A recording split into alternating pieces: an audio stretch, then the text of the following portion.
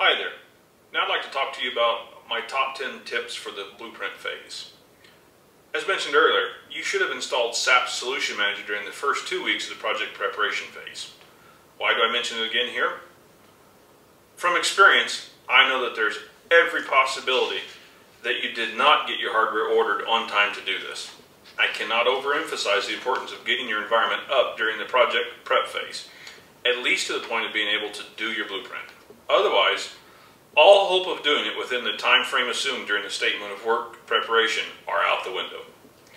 The second tip is to set the scope in the Solution Manager. Using the web-based wizard, you should have set the preliminary scope of the project. Now that you have your SAP consulting team in place, you can do a scope verification exercise with them to make sure you didn't miss anything. You most likely did. The third tip is to verify that your scope matches the statement of work. This is probably the single most critical SAP project manager task at this stage. You will know you are successful when the statement of work is well worn with your thumbprints. The fourth tip is team selection and mobilization is complete. Especially if it's fixed price, fixed scope, your team needs to be on site on day one to have any chance of completing on time and on budget. If they are not, and this is always a likely possibility, then you'll need to adjust your plan. My fifth tip is your project management plan is completed. Technically, this is a living document, but you should have it as near as 100% as possible on day one of the project kickoff. My sixth tip is that Microsoft Project Enterprise is installed and integrated into your SAP environment. You will need to establish the technical infrastructure to exchange statuses via the email system, either using Outlook or Lotus Notes.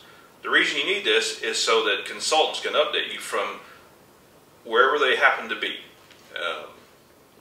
No matter if they're in India or China or in the United States, if it's a dispersed team, if you don't have this infrastructure, you'll spend most of your time chasing status instead of thinking about how better to manage your project.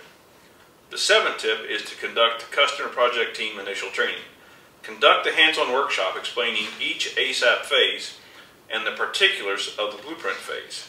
This is both a part of the ASAP methodology and just plain good practice. Your customer won't know this and will not have much time to become expert in it. However, they will come to want to know it well as the project progresses.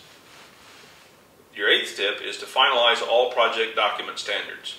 The sooner you get this seemingly minor task done, the less rework you will do down the road. And believe me, if you don't get these standards established, you will have a lot of rework. My ninth tip is to make sure the development and IDA system are stood up. On day one of the project, you are money ahead to have the systems up and running. Why? Because then your consultants can use the IDIS box to do their blueprint walkthroughs, and your statement of work was created with the assumption that the IDIS box would be used in this way. My final and last tip, number 10, is to make sure SAP best practices are deployed.